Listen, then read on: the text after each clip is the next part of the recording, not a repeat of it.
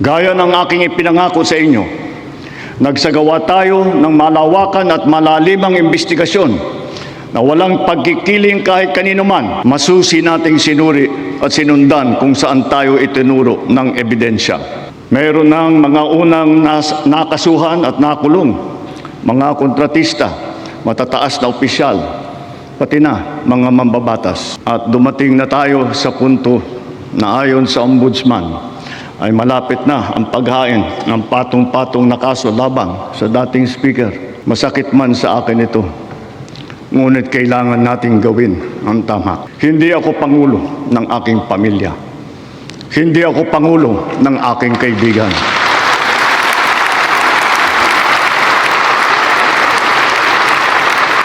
Ako ay pangulo ng Pilipinas.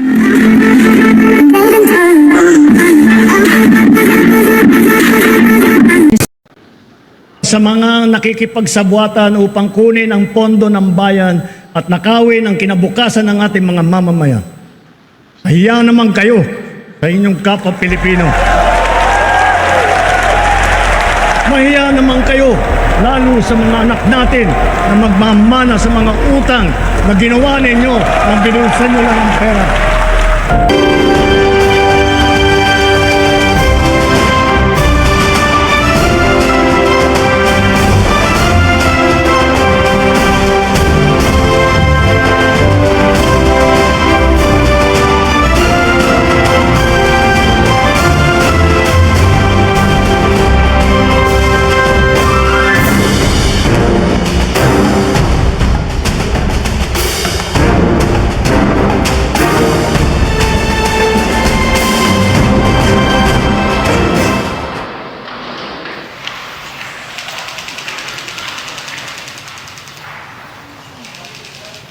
Ladies and gentlemen, the President of the Republic of the Philippines, His Excellency Ferdinand R. Marcos Jr.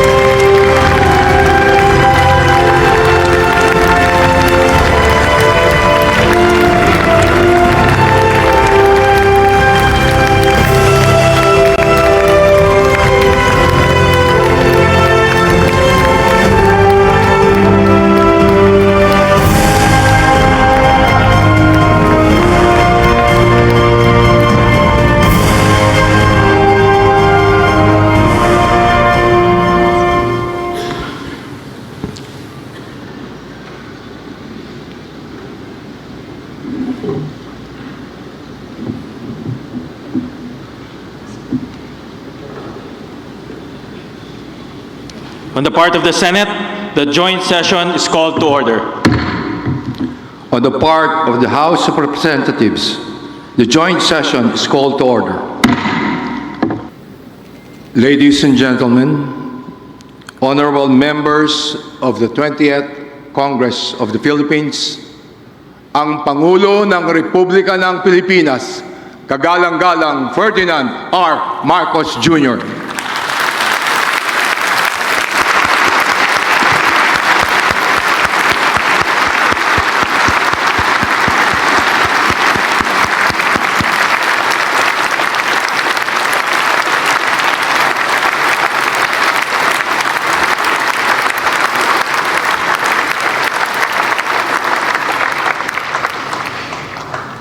Former President Gloria Macapagal Arroyo, Senate President Sherwin Gatchalian, and honorable members of the Senate, House Speaker Faustino D. III, and honorable members of the House of Representatives, Chief Justice Alexander Gesmundo, and honorable justices of the Supreme Court, His Excellency, the Most Reverend Charles John Brown, and esteemed members of the Diplomatic Corps, Executive Secretary Ralph Recto, and honorable members of the Cabinet, First Lady Luis Araneta Marcos, other distinguished guests, ladies and gentlemen, Good afternoon.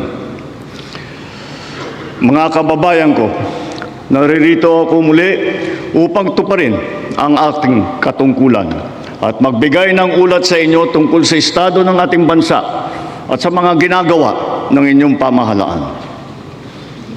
1 taon na ang nakalipas mula noong huli akong tumayo rito upang ilantad ang katiwalian na nadiskubre namin sa mga flood control project.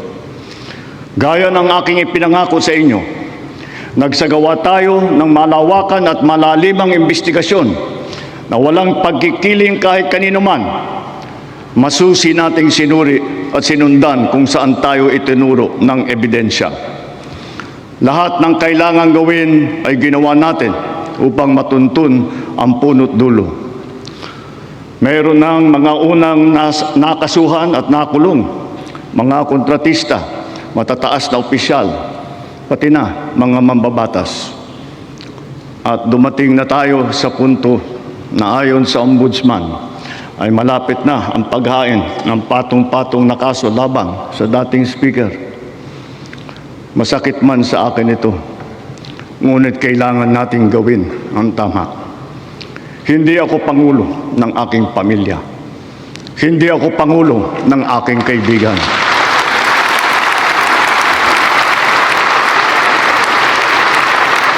Ako ay Pangulo ng Pilipinas at ang tungkulin ko ay sa inyo, ang aking mga kapwa Pilipino.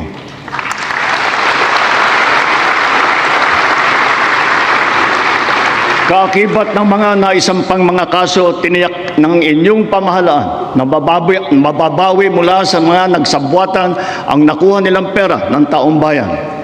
Gayon din, pinigilan natin ang paglabas ng pera ng bayan na ipambayad pa dapat sa mga depektibo, peke o guni-guning mga proyekto at mapupunta lamang sa mga bulsa ng mga tiwalaing kontraktor at opisyal. Halos 25 bilyong piso ang halaga ng nabawi, frozen at napreserbang mga pera at ari-arian ng mga akusado. Ang mahigit 800 milyong piso dito ay agad nating nabalik sa Treasury. Lahat ng mababawi mula sa mga sangkot na tiwali ay agad ibabalik sa kaban ng bayan. Ipinapaubayan na natin ang pag-uusig sa Ombudsman at sa ating mga pinalakas na National Prosecution Service.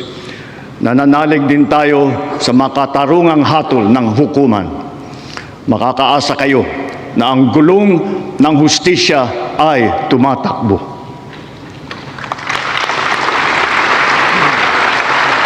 Sa kabila ng mga kaganapang ito, kailangan natin umusad tungo sa pagbabago. Nakatulong ang lahat ng mga ulat at hinaing ninyo sa isumbong na Pangulo. Ang inyong pagbabantay at pakikialam sa pamahalaan ay ang susi sa paglaban sa katiwalian. Ang reforma sa DPWH ay nagsimula na. Nagpasok tayo ng mga bagong graduate kasama ang mga tuwid at maasahang mga job order at contract of service. Bukod sa mga flood control project, lahat ng mga proyekto ay sinuri at tiniyak na talagang kinakailangan at maayos mula sa plano, presyo hanggang pagpapatupad. Para walang overpricing, sinigurado natin na ang mga materyales ay ayon sa presyo sa merkado. Bantay sarado ang bawat proyekto at ang nakalaang pondo sa Transparency Portal, Integrity Chain at katuwang na ang mga civil society organization. Mula nung tumama sa ating bansa ang epekto ng giyera sa gitnang silangan, nagdeklara tayo agad ng State of National Energy Emergency. Iisa ang ating misyon, uplift ang iahon ng ating nahihirapang mga mamamayan. Ang lahat ng mga ahensya ay inatasang magtipid at pagtuunan mabuti ang mga programa na mas mahalaga sa pagtugon sa mga epekto ng krisis. Ibinuhos natin ang pondo kung saan karapat-dapat at mas kinakailangan sa mga pangunahing serbisyong ramdam at tiyak na makakatulong sa ating mamamayan.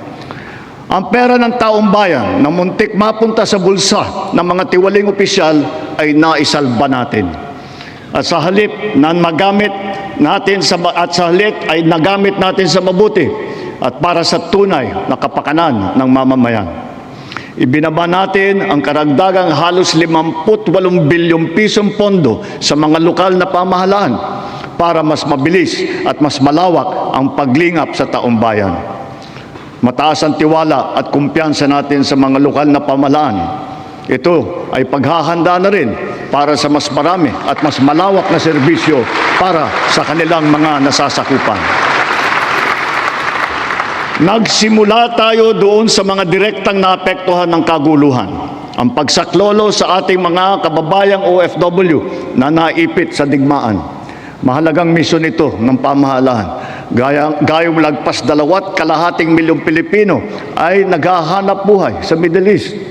Simula nung naputok ang gera, mahigit 12,000 kababayan natin ang ating naiuwi sa bansa na ligtas.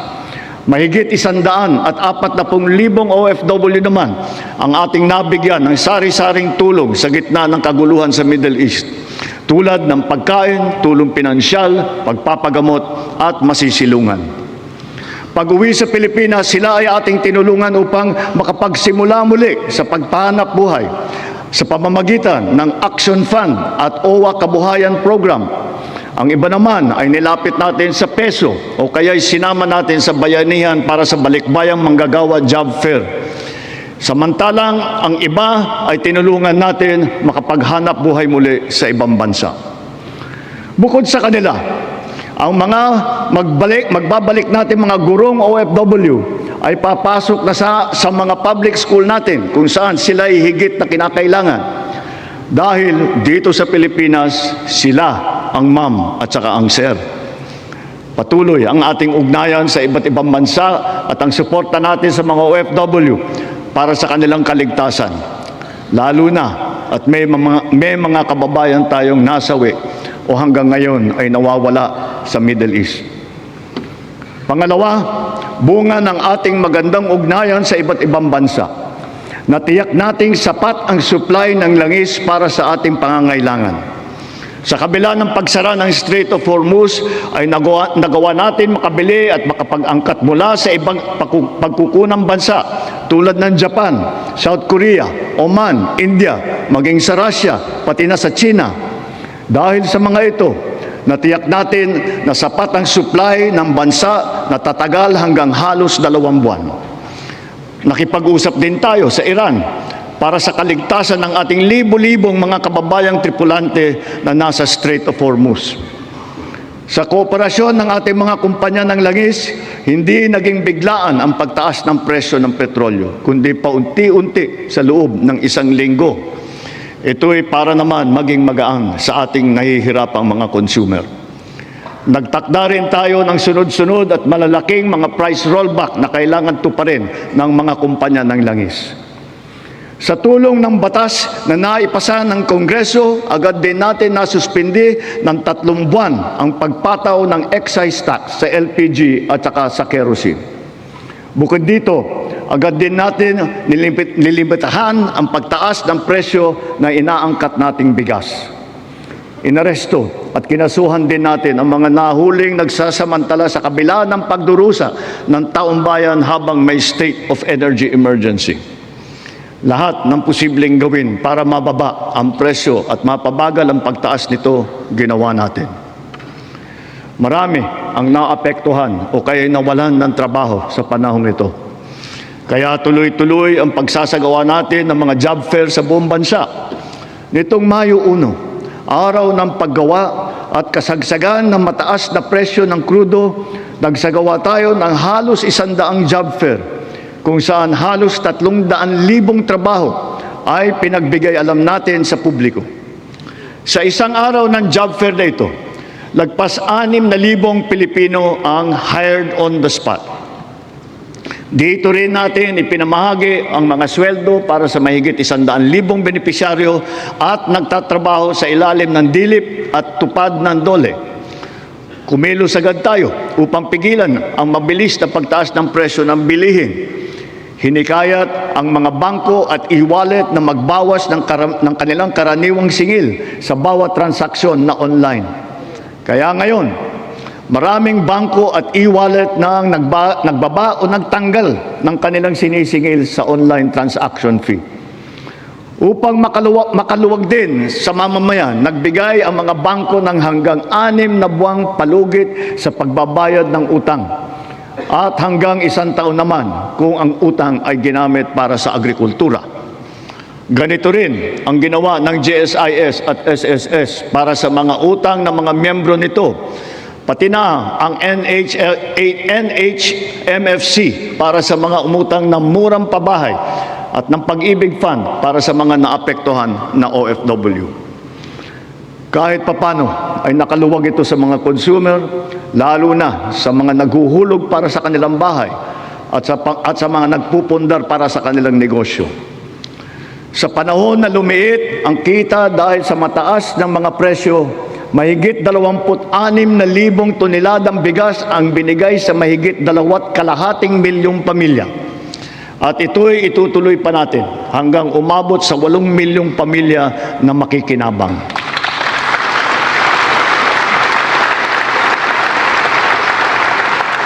Patuloy pa rin ang programang Benteng Bigas Meron Na. Ito'y nakakapagbigay ginhawa sa mahigit 12 milyong Pilipino sa buong bansa. Ang mahigit 800 nating kadiwa ay nasa buong Pilipinas ay sabay pa rin nakakatulong sa mga namimili at sa mga magsasaka at mangingisda na direktang nakakapagtinda ng kanilang mga produkto. Nagbigay din tayo ng suporta sa halos 2 milyong magsasaka at mangingisda sa kasagsagan ng mataas na presyo ng langis sa ilalim ng Presidential Assistance to Farmers, Fisherfolk and Families o yung tinatawag na PAF.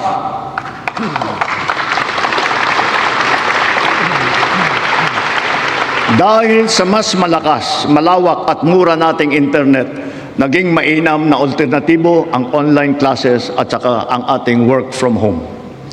Mataas ang presyo ng ating kuryente, lalo na ngayong Hunyo, dala pa rin ng mataas na presyo ng krudo at paglakas ng dolyar. Gayunpaman, tiniyak natin na nabigyan ang mamamayan ng kaunting proteksyon sa kanilang electric bill. Ipinag-utos natin ang agarang pag-refund ng mga kumpanya ng kuryente na may sobrang nasingil sa mga customer nito.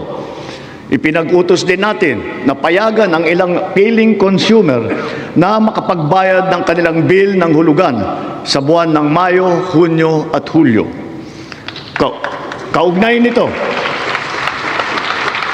Kaugnay nito, pansamantala nating pinagbawal ang mga pagputol ng linya habang hinuhulugan pa nila ang kanilang bill sa mga buwang ito. Para sa ating mga micro-entrepreneur, ipinatupad natin sa BIR sa ngayong taon ang one-time tax abatement. Layunin nito na makapagbigay ng kaunting ginhawa sa mga nalugi o kaya lumiit ang kita dala ng hirap ng panahon.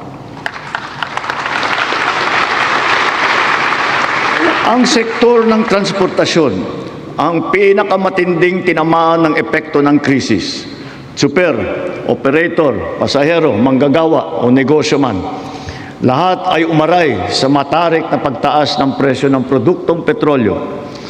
Ngunit hindi natin kayang hayaan tumigil o maantala ito dahil ito ang nagsisilbing piston ng ating ekonomiya. Ang mga super ay natulungan ng cash relief mula sa ating programang AIX.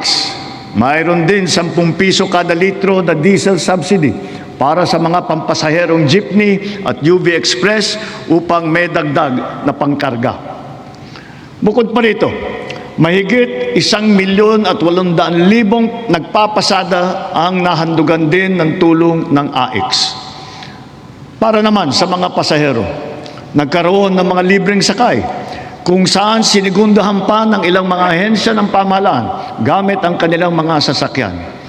Humalili rin ang DA sa paghatid ng mga kargamento ng produktong agrikultural sa mga sentro ng kalakalan sa buong bansa. At para lalo pang makatulong ng sabay sa tsuper at pasahero, binuhay natin ang service contracting program para sa pampublikong bus at ang ating mga jeep. Sa ilalim ng sistemang ito, ang kwalipikadong operator o driver ay nakakakuha ng karagdagang kita sa bawat kilometrong tinakbo sa pagserbisyo ng mga pasahero. Sa panig naman ng pasahero, kung hindi man libre ang sakay, meron silang 20% na discount sa pamasahe. At ang diskwentong ito ay dagdag pa sa karaniwang 20% discount para sa mga estudyante, sa senior at saka sa may kapansanan. Ibig sabihin, para sa ating mga priority passengers, 40% ang kabuuang diskwento nila sa pamasahe.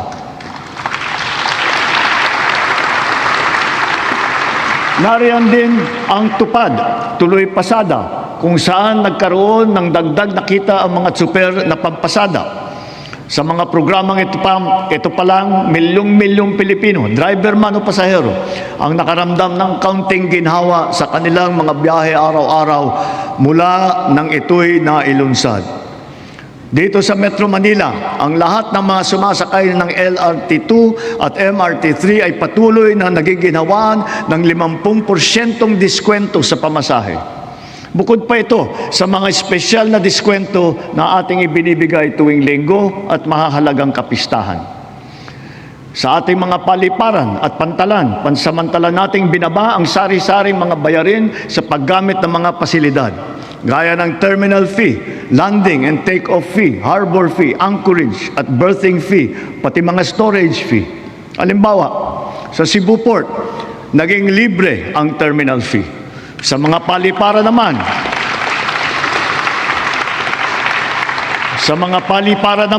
ang service charge sa mga pasahero ay binawasan din natin. Gayon din sa PITX, ang terminal na nag-uugnay ng Metro Manila sa Katimugan. Sinuspindi natin ng 3 buwan ang pagsingil ng terminal fees sa mga pampasaherong sasakyan. Sa mga expressways naman, sila ay may diskwento sa toll fee na umabot hanggang halos 200 piso. At kapag ang kargamento naman, ay pagsakay ng RoRo ay produktong agrikultural at sangkap ng pagkain, binaba natin mula 500 ang terminal fee. Ngayon, piso na lang ang sinisingil sa kanila. Sa pagdaan naman nila sa mga expressway, libre ang toll fee ng mga truck na accredited ng Department of Agriculture.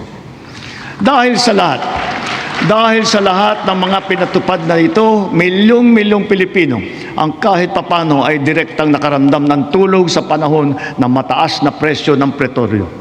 Sila ang ating mga tsuper ng pampublikong sasakyan, mga estudyante, manggagawa, pati na rin ang mga magsasaka at marami pang pasahero sa buong Pilipinas. Mga kababayan, sa ating pagbalik tanaw, kaya ko kayong harapin at sabihin na ginawa natin ang lahat ng nararapat upang malunasan ang mga epekto ng krisis. Agarang kumilos